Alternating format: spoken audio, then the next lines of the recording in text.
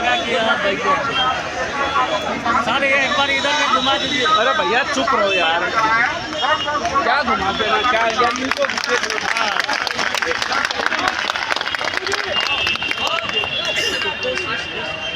चुप रहो यार भाई। तो भाई थोड़ा पीछे होने भाई।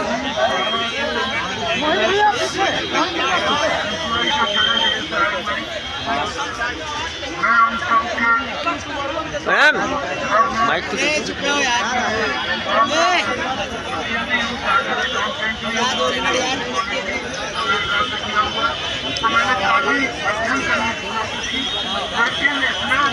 सबसे ज्यादा सरकार के साथ नहीं रही है। हम विभिन्न माध्यमों में आवाज नहीं पाती है, विभिन्न माध्यम से। और मैं आपको केवल यही कह सकता हूँ कि हम सब आपके साथ हैं। ये संघर्ष जारी रहेगा।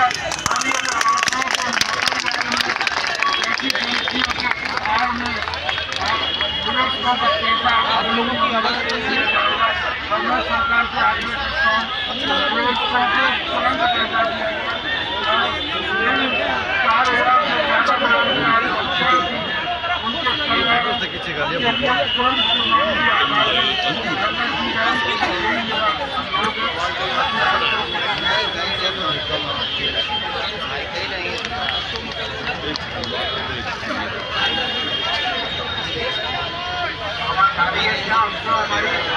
कैसे नहीं आ रही है, जितना है उतना ही ना आवाज है। माइक का माइक का आवाज करना। जी जी जी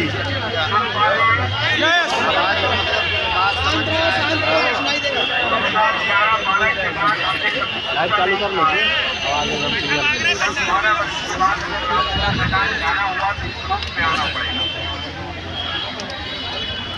और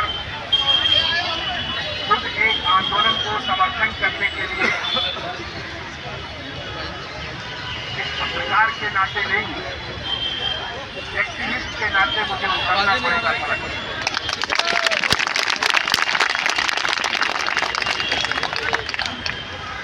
मैं हमेशा कहता हूं कि media is not under you. इसका मतलब है कि मीडिया आपके अधीन नहीं है।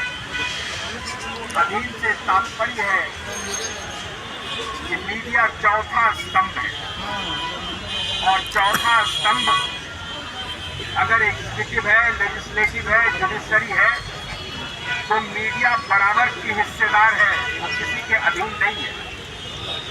दुर्भाग्यवश हमारे मीडिया के बंधुओं ने अपना स्वरूप बदल दिया, और अब ऐसा लगता है कि मीडिया लेजिस्लेटिव के अधीन हो गई, एग्जीक्यूटिव के अधीन हो गई। न्याय के तो अधीन होना चाहिए, लेकिन नैसर्गिक न्याय के अधीन होना चाहिए, प्राकृतिक न्याय के अधीन होना चाहिए। और इसीलिए हम जैसे पत्रकारों को सड़क पर उतर के जो न्याय है और सत्य है उसके साथ खड़ा होना पड़ रहा है। मैं सौभाग्यशाली मानता हूं कि आप ये मत समझिए ये आपका दुर्भाग्य है, ये आपका सौभाग्य है कि आज आपको आंदोलन करने के लिए सड़कों पर उतरना पड़ रहा है। मैं हैरान हूं कि एक ऐसे विषय को लेकर के जिसमें लोग दिन रात तिल करके पता नहीं अभी बाद में कर रहे हैं, बेटियों की शादी नहीं हो रही, माँ बाप का इलाज नहीं हो रहा, बच्चे स्कूल नहीं जा रहे, कॉलेज नहीं जा पा रहे, और उनको प्रदर्शन करने के लिए इतनी बड़ी रामलीला मैदान खाली है, लेकिन सड़क के किनारे जगह दिया गया। ये जनतंत्र नहीं हो सकता है।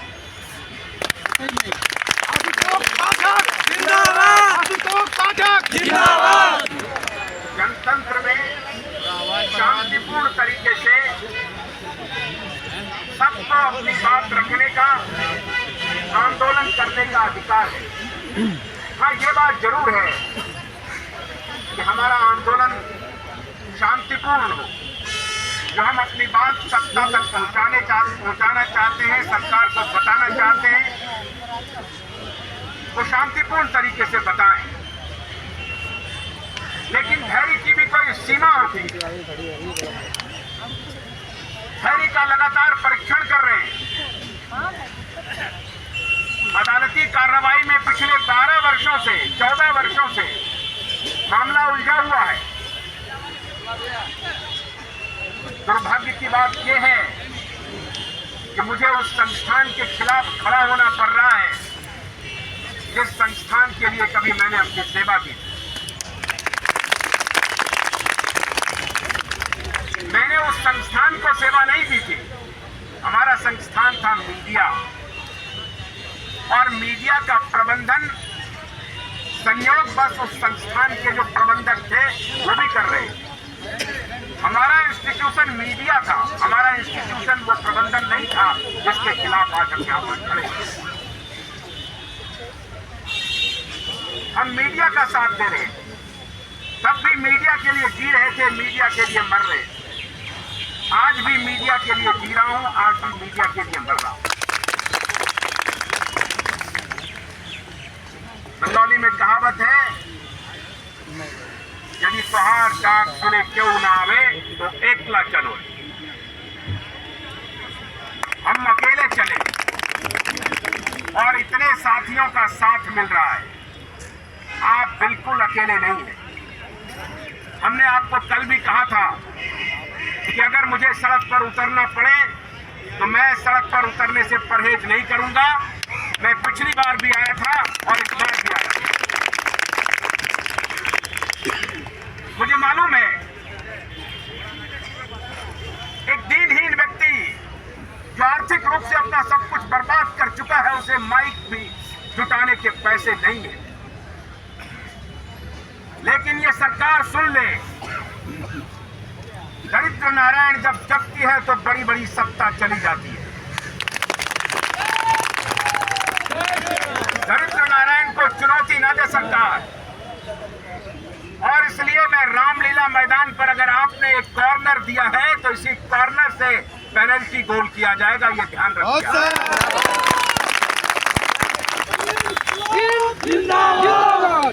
अमित शाह,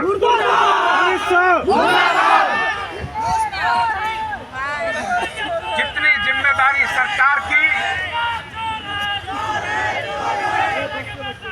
उतनी ही जिम्मेदारी विपक्ष में बैठी पार्टियों की है, ये ध्यान रहे।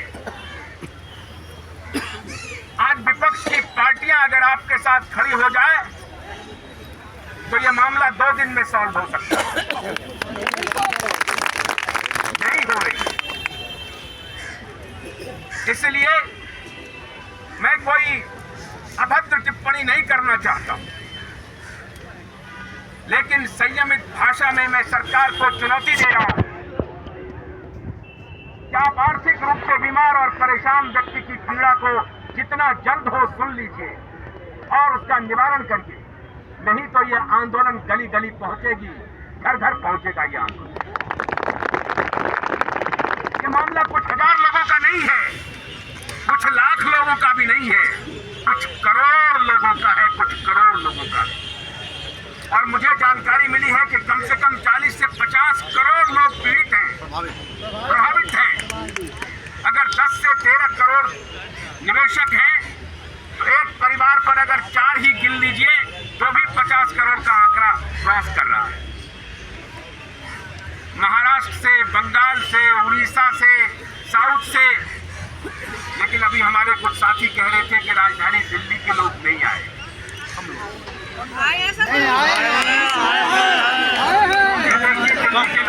देखिए काफी तादाद में लोग आए। दिल्ली ने एंट्री मारी है, दिल्ली ने एंट्री मारी है, उसके लिए बधाई।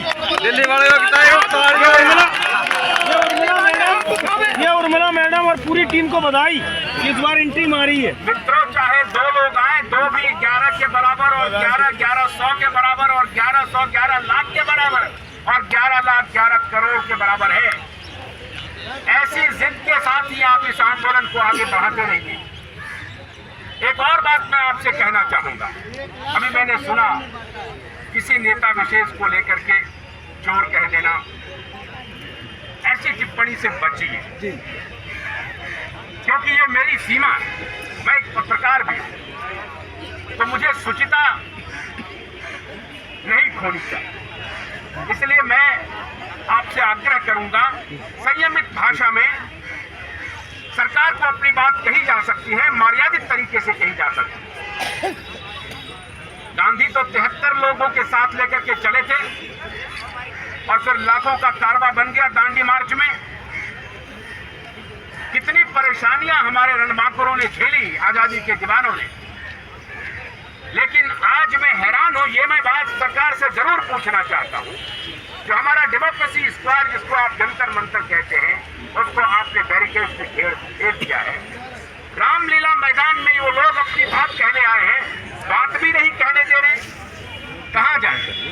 अदालत में जाने के लिए पैसे नहीं है, सरकार सुन नहीं रही है, संस्थान का कोई ध्यान नहीं है। ऐसे में ये लोग कहां जाए? ये सरकार को बताना होगा। रामलला का मंदिर बन रहा है, लेकिन यहाँ घरों में जो मंदिर है वो टूट रहे हैं। यह अच्छी बात नहीं है। घर मंदिर तभी बनेगा जब पेट की आग, पेट की क्षुधा शांत रहेगी, भूखे भजन न हो गोपाला। तो ये आज की नहीं कहानी, ये हजारों वर्षों की कहानी है। भूखे पेट भजन कैसे होगा? इसीलिए मैं प्रधानमंत्री जी से आग्रह करता हूं कि 27 दिसंबर को भी कुछ कारवां जंतर मंतर पर आया था और आज इस कड़ाके की ठंड में अभी धूप जी कह रहे थे कि दिल्ली वालों को ठंड में शिमला नजर आता है और गर्मी में जैसलमेर नजर आता है। लेकिन हमारे आंदोलनकारी जो आर्थिक रूप से परेशान हैं, अपनी बेटियों की शादी के लिए, अपने बाल बच्चों के इलाज के लिए, पढ़ाई के लिए, अपने माँ बाप का दुख दर्द बांटने के लिए, उनकी बात आपको सुननी पड़ेगी। और मैं आप सभी आंदोलनकारियों से आग्रह करता हूं कि धैर्यपूर्ण तरीके से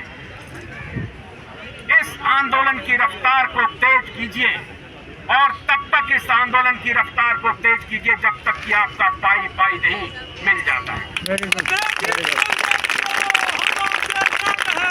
बंगाल से गुजरात तक और महाराष्ट्र से कन्याकुमारी तक हर जगह, हर घर में ये बात उठनी चाहिए कि सहारा निवेशकों का पैसा कब मिलेगा, कब तक मिलेगा।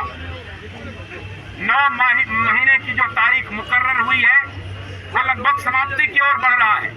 अभी हमारे कुछ साथी ने कहा कि 235 करोड़ रुपए दिए गए और 239 करोड़ दिए गए और 229 करोड़ दिए, 229 करोड़ दिए, 245 करोड़ का खर्चा दिखाया। 7 तारीख की आरटीआई में है और 3 करोड़ 42 लाख लोगों ने लॉगिन किया। ये आरटीआई से जानकारी मिल रही है। इसीलिए 229 करोड़ रुपए मिला, 245 करोड़ रुपया खर्चा कर दिया। ये दुर्भाग्यपूर्ण है। अब बताइए सरकार कह रही है, गृह मंत्री जी, और बताइए प्रधानमंत्री जी, ये सवाल किससे पूछे? सरकार कह रही है आरटीआई में 229 करोड़ रुपए हमने बांटे और 248 करोड़ रुपए मैंने खर्च किया। अच्छी बात है। अगर सरकार ये कह रही है तो सरकार के सामने ही आईना है। 6000 करोड़ मिला किसी वो अपना चेहरा उस आईने में देख सकते हैं कि वो क्या कर रहे हैं। यहाँ जितने भी लोग खड़े हैं उनको कोई व्यक्तिगत दुश्मनी सरकार से नहीं है। उनको कोई व्यक्तिगत दुश्मनी किसी राजनीतिक पार्टी के व्यक्ति से नहीं है। लेकिन जहां नीतिगत निर्णय की बात है, अगर कोई राजनीतिक पार्टी या सरकार इनके साथ खड़ी नहीं होगी तो इन्हें अंत में वो कदम उठाना पड़ेगा जो इन्होंने उठाया है और आज सड़कों पर उतर गए। हम सब्सक्राइब करते रहें साथियों। मैं आप सबसे आग्रह कर रहा हूँ, लाइक एवं सब्सक्राइब करते रहें। आप प्रधानमंत्री कार्यालय कुछ लोग लाइव में जुड़े हैं। मेल आप लगातार कर रहे हैं, चिट्ठी भी लिख रहे हैं, लेकिन यहाँ इंटेलिजेंस के जो बंधु यहाँ होंगे ही होंगे, वो हर जगह मौजूद होते हैं। मैं इंटेलिजेंस के ऑफिसर से ये कहना चाहता हूँ कि अगर आप इन्हें कहीं भी जाने से रोकना चाहते हैं तो इनके प्रतिवेदन को ले लीजिए और सहारा प्रबंधन के साथ बैठ करके जल्द से जल्द निवेशकों के पैसे को लौटाने की पूरी तैयारी गारंटी कर दीजिए। निवेशक तैयार हैं आपकी बात सुनने के लिए। आज मुझे जानकारी मिली है कि सहारा प्रबंधन के बड़े बड़े अधिकारी विदेश घूम रहे हैं, विदेश घूम रहे हैं। मैं सहारा प्रबंधकों से भी, सुब्रत रॉय चले गए,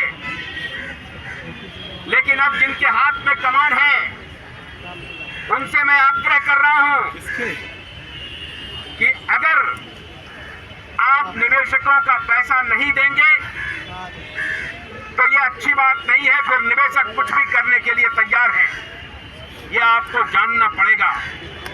आप 7 समंदर पार भी रहेंगे तो भी ये लड़ाई अपने अंजाम तक पहुंचेगी। पाई पाई का हिसाब दिया जाएगा और किसी भी सूरत में किसी भी हद तक हम लोग जाने के लिए तैयार हैं। मैं अपने पुलिस अधिकारियों से और इंटेलिजेंस के मित्रों से आग्रह करता हूं, इस आंदोलन के प्रतिवेदन को प्रधानमंत्री तक और आदरणीय गृह मंत्री तक भेजा जाए, उन्हें दिया जाए। यह आंदोलन जारी रहेगा। मीडिया के मित्रों से कहना चाहता हूं, आपके पास भी साख बचाने का एक समय है। अपनी साख बचाइए और लाचारों के साथ खड़े होइए, बेबस के साथ खड़े होइए, बेचारों के साथ खड़े होइए। ईश्वर आपका भी भला करेगा। जो लाचारों के साथ खड़े नहीं होते, जो बेबसों के साथ खड़े नहीं होते, ईश्वर उनका साथ नहीं देते। रामलला तो कतई नहीं देते। इसीलिए जो मीडिया समूह रामलला की खबरें दिन रात दिखा रहे हैं, उनसे मैं आग्रह कर रहा हूं, राम तभी प्रसन्न होंगे जब उनके राज्य की प्रजा प्रसन्न हो। राम और भरत का संवाद है। ये मत समझिएगा कि हम सनातनी नहीं हैं, आपसे अधिक रामायण भी पढ़े हैं। राम और भरत का संवाद है। भरत से राम पूछ रहे हैं कि आपके राज्य में कहीं कोई भूखा तो नहीं है, कहीं कोई बीमार तो नहीं है, उसके बारे में क्या सोच रखते हैं? भरत कहते हैं, हम अपनी क्षमता के हिसाब से पूरी कोशिश कर रहे हैं। अगर ऐसे राम राज्य की कल्पना करते हैं और 50 करोड़ लोग सड़कों पर आने को मजबूर हैं, तो राम भी बहुत चिंतित हो जाएंगे। ये राम को अच्छा नहीं लगेगा।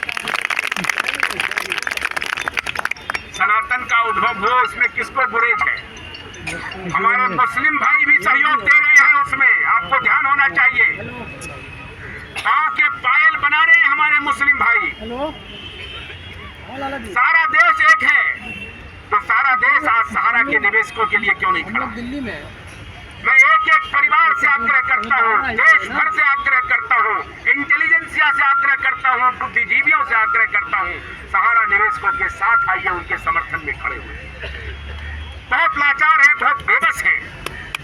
मुझे और भी फोन मिल रहे हैं शारदा वालों का, और भी निवेश कंपनियों का मुझे मिल रहा है। मैं सेबी के अधिकारियों से पूछना चाहता हूं, आपने कोर्ट में मामला उलझा दिया, आपके पास कोई सेंस ऑफ बिलोंगिंग नहीं है।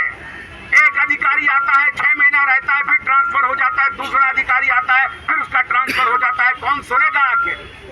आपने कोर्ट में तो उलझा दिया। कोर्ट तो आप आराम से आ सकते हैं, जा सकते हैं, फ्लाइट पकड़ते हैं, मुंबई से दिल्ली आते हैं, उसका भी बिल बनाते हैं।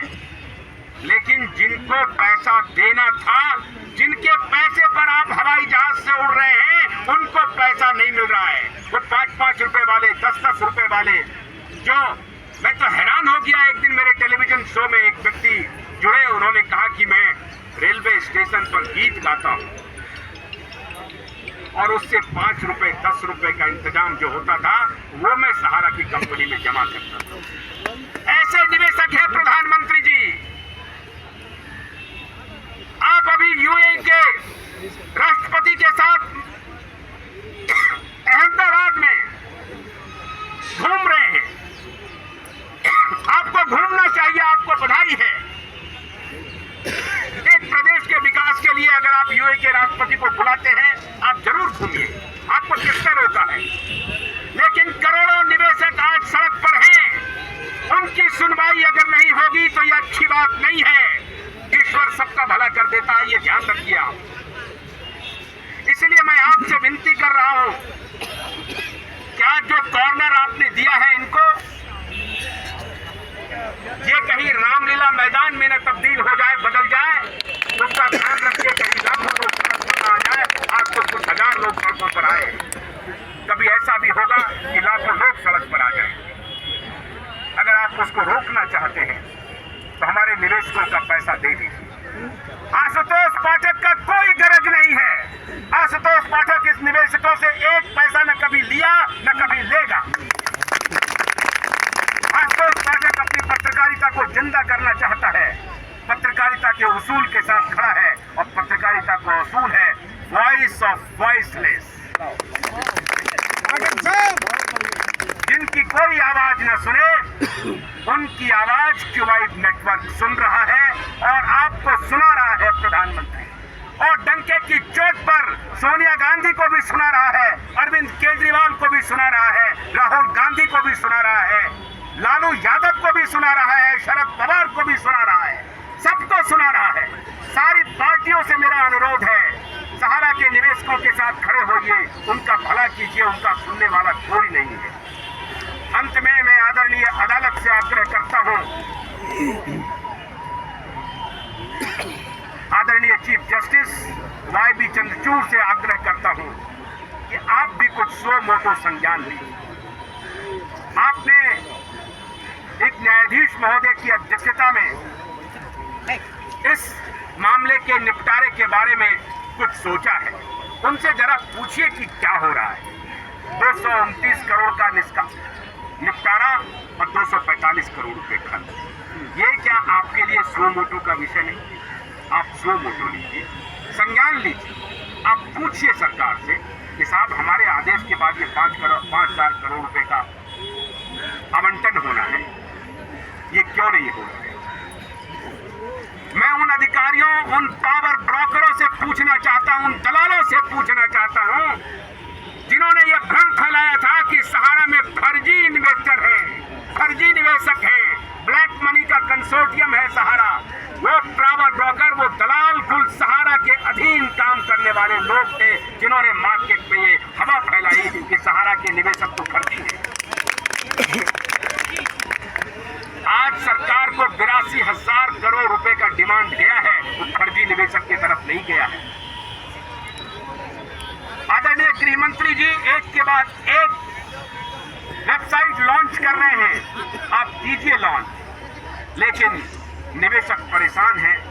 कैसे ये मामला ठीक हो, कैसे निवेशकों का पैसा मिल जाए, इसलिए अदालत, राजनीतिक पार्टियों, सरकार, सेबी और सबसे प्रमुख सहारा प्रबंधन को ये मैं एक बात कह रहा हूं कि आप चौकन्ने हो जाइए, वरना वो दिन दूर नहीं है जब आपको इन सब के लिए जिम्मेदार ठहराया जाएगा और आपके खिलाफ बड़ी कार्रवाई होगी, कानूनी कार्रवाई। आप बच नहीं सकते हैं। अगर आप ये चाहते हैं कि तिकड़म में फंसा करके हम निकल जाएंगे, ऐसा होने वाला नहीं है। ये देश सजग है, यहाँ की कौमें जिंदा हैं, मुर्दा कौम नहीं है, पूरी तरह से सजग है और समर्थ भी है। ये मत समझिएगा कि असमर्थ है, समर्थ है। हमें जितनी भी लड़ाई लड़नी पड़ेगी, हम लड़ाई लड़ेंगे। मित्रों, मैं आप सबसे यही आग्रह करता हूँ, धैर्य नहीं खोना है, हिंसक नहीं होना है, कभी अभद्र शब्द का इस्तेमाल नहीं करना है, अपशब्द का इस्तेमाल नहीं करना है, तभी आंदोलन लंबा चलेगा। अपने चरित्र का भी परिचय देते रहिए। अथाह कष्ट में, अथाह दुख में आपको साथ खड़ा होना है, एक दूसरे का हाथ थामना है। मैं उन निवेशक बंधुओं से भी आग्रह करता हूं जो एक दिशा में चल रहे हैं, कोई दूसरे दिशा में चल रहे हैं। सारे लोग इकट्ठे लड़े, सब लोग इकट्ठे लड़े। सबका हित एक ही है, सबका गोल एक ही है, आपका पैसा मिल जाए।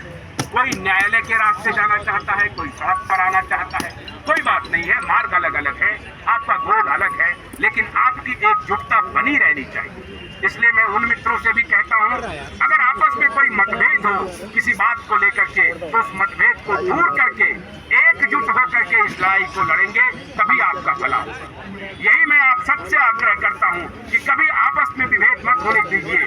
हाँ, कुछ कभी हॉट डिस्कशन हो जाए तो कोई बात नहीं, फिर आपस में बात कर लेंगे, दूसरे बात करा देंगे। कभी मुंह को लगे कि भाई उन्होंने हमसे मुंह खुला लिया है, उनसे मिलिए, बात कीजिए, लेकिन सब लोग इकट्ठा होकर के चलते रहिए, तभी इस लड़ाई को हम जीत पाएंगे, तभी हम लड़ाई को जीत पाएंगे। अगर हम लोग अलग अलग चलेंगे तो ये लड़ाई नहीं जीत पाएंगे। बहुत बहुत शुक्रिया, आपने मुझे इस लायक समझा कि आप आइए हमारे बीच में। मैं आया और मैं बहुत खुश हूँ। मैंने जो मार्ग चुना है, संघर्ष का रास्ता चुना है, एकला चलो चलने का रास्ता चुना है, मैंने कोई गलती नहीं की है और मैं इस सही मार्ग पर चल रहा हूँ और वॉइस ऑफ वॉइसलेस बने रहूंगा, ये मैं आपको गारंटी करता हूँ। बहुत बहुत धन्यवाद।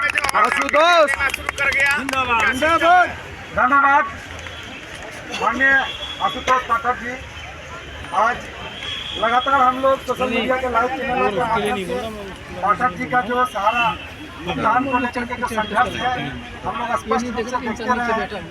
एजेंट करवा रहा, बैठे बैठे पाठक जी ने भी आज आंदोलन को लेकर के जो